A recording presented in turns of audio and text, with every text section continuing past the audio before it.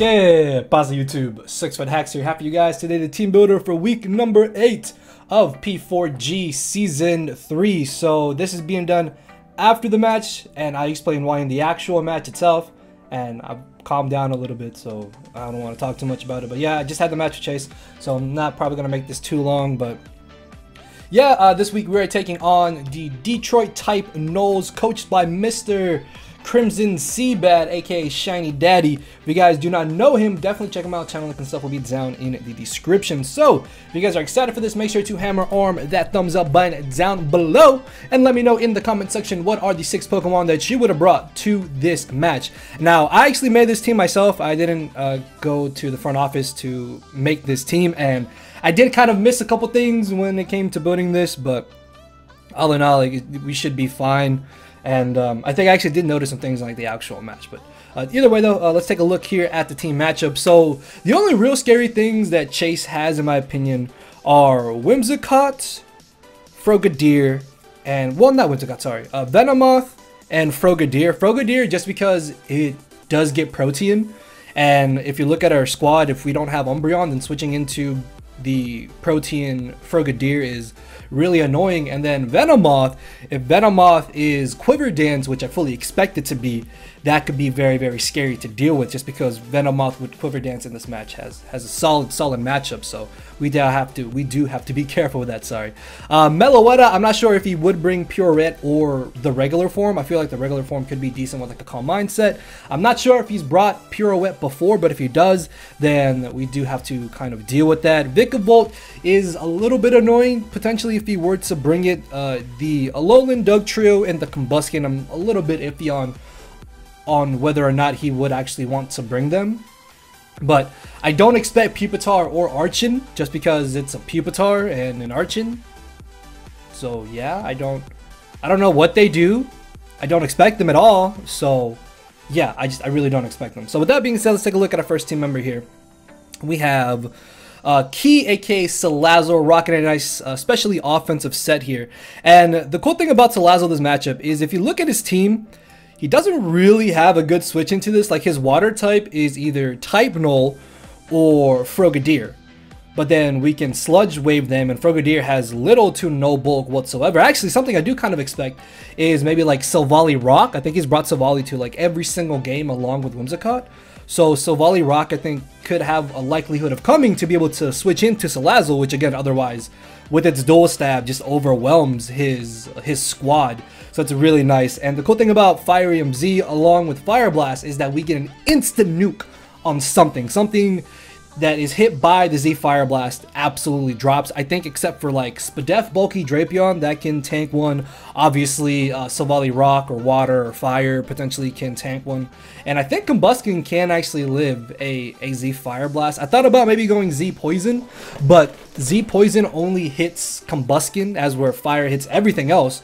So I figured I should be able to play around Combuskin. We do have some answers for Combuskin in general, and that way we should be in an okay position. Sleep Talk is legitimately only there for the Venomoth. If I expected 2 Sleep Powder, I can hard switch this in, get put to sleep, and we have a 66% chance to pull a Fire Blast or a Flamethrower as he potentially tries to Quiver Dance. But we outspeed him first, so we could knock him out before he even Quiver Dances, so that would be kind of cool there. I think initially I had Nasty Plot, but realistically there's not much that we would have been able to get up a Nasty Plot on. So yeah, I wasn't too concerned about having the Nasty Plot here. Also, shouts out to Aaron2420 for jetting me this team here.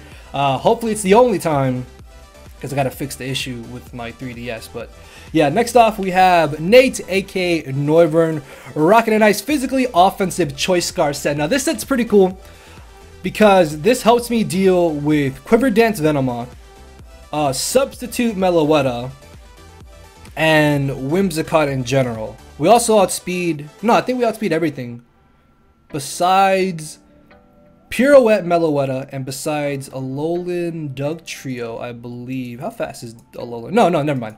Yeah, so this guarantees outspeeding everything that he could potentially want to bring that is otherwise going to be Scarfed. Unless he has Scarfed Meloetta, or Scarfed Drapion, which if they're Scarfed, then that means they're not set up, and that's really good. So then I don't even have to be that worried about them. But besides that, anything else that's Scarfed, I think we honestly just outspeed. Actually, no, we outspeed Meloetta as well because we're reaching enough. Okay, no, yeah, Actually, no, we outspeed everything. What am I talking about? Okay, we outspeed anything and everything that he could bring Scarf, except for Scarf Dugtrio, which I really doubt he's going to bring.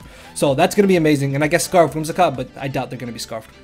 So U-Turn, Aerial Ace, just kind of hit everything. Like, if he's not able to get up rocks, then I can pivot in for free. I can revenge kill his Mons. Fly, I know you guys see Fly. Fly is really only there for just in case Venomoth does set up and I'm not able to get off any prior damage on it. Fly should guarantee Oko Venomoth. If he does get the +2 and he's not able to knock me out, then I can fly up in the air, come back down, straight Oko him. Yeah, I'll be locked into Fly, but being able to get rid of Venomoth would be absolutely amazing. Wall Charge is really only there if he leads off with the Frogadier, so I can lead off with this. Wild Charge does have about an 87% chance to knock out a non-Violite, non-HP invested Frogadier, and then with Frisk we'll find out what item he's running, so that could be amazing. Like, being able to get rid of Frogadier in an instance would be so huge. Also, Frisk in general is just nice for scouting for items, and I guess Wild Charge also hits Silvally Water, so then Salazzle just kind of comes in and nukes him.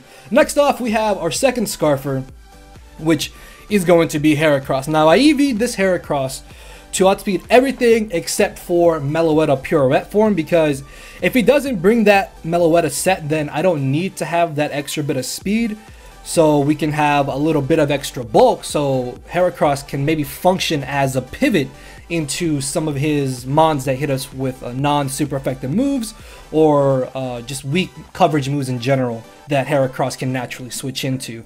And the awesome thing about Heracross as well is that once Whimsicott is weakened and Venomoth is gone, I just kind of click close combat and things die.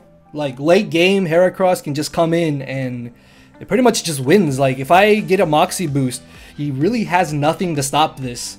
Mega Horn, just for stab. Pin Missile is legitimately only for a potential sub Calm Mind Meloetta, which I don't think he would bring sub Meloetta, because we could have Infiltrator on our Noivern, but I guess if he Calm Minds and he thinks we're special, then we can't touch it. But regardless, Pin Missile absolutely nukes the Meloetta, so if it's sub, it's fine. Then Rock Slide is only there for the Vikavolt and the Venomoth. Also Archon, I suppose. But yeah, besides those three, like, there's no real other reason to have Rock Slide, so yeah, we didn't need Jolly. Well, we could have gone Jolly, actually, but we didn't. I didn't necessarily think we needed it. What? We, us, you and me watching this, yeah. So next off, we have Chomp, aka Nidoking here, rocking a nice bulky Assault Vest set, and I'm really hoping this set works out because this is an amazing pivot into Whimsicott, which Whimsicott's really annoying. We can tank a Hydro Pump from Frogadier if it really comes down to it. We can also try to switch into Vikavolt, which if he does bring Vikavolt, that could be a little bit of an issue to try to switch into. But Assault Vest Nidoking just had so much merit in this matchup, and because of how the speed tiers are, I really didn't even need to run max speed, and we could invest a lot into our special defense. I think we have max special defense, right? Yeah. And then like 4 HP, 108 attack EVs, just so we can be doing a bit more damage on the physically offensive side. I think this is the first time I've ever brought a fully physically offensive Nidoking, so this does have potential to catch him off guard. This also means that if he does have sub Calm Mind Meloetta, it's not going to be able to boost out of range where we are unable to 2-hit KO, because we Poison Jab it immediately, it's nuked, and then he's got to play around Sucker Punch potentially. But yeah, also this is nice for the Venomoth, because if he boosts his special defense, then Flamethrower didn't have a chance to knock him out, but I think Fire Punch does after Rocks, which is really nice. And just in general, Poison Jab is probably going to be the one move I'm spamming this game, because he's not going to want to bring in Drapion on a Nidoking, and then if he doesn't have the Dugtrio, which also shouldn't be switching in on a Nidoking, then I can just kind of spam our Poison Stab this time around. So our next team member is going to be Specially Defensive Steelix, aka Yoshi, which is another check to Whimsicott potentially, and the, what's it called, the Venomoth. So there's not really too much to say about Steelix. Like, this can also switch into Meloetta's Dual Stab if he doesn't have any fighting coverage, or if he doesn't Pirouette form transform.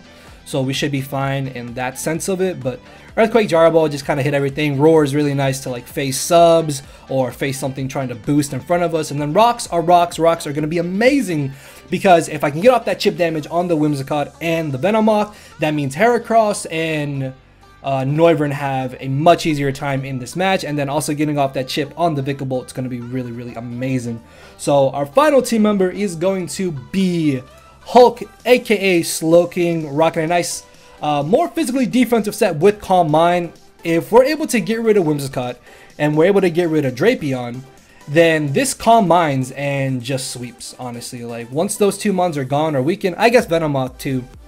But yeah, if those 3 mons are gone, this comes in, sets up, and it wins. Arguably, Trick Room over Calm Mind is something I thought about, but I figured that if I have a chance to set this up, since we don't have anything else on the squad that sets up, then Slowking could try to be our win condition, and that's really it. I think the defensive ease ensure that Life Orb Earthquake from the Alolan Dougie never 2 KOs, and then we can still effectively check Meloetta Pure Ret Form and Combuskin. So yeah guys, that is going to be our squad for this week. Should be going up live tomorrow. And with that being said, I will see you all later. Hammer arm that thumbs up button and let me know what are the 6 mons you would have brought to this matchup as well. So later everybody.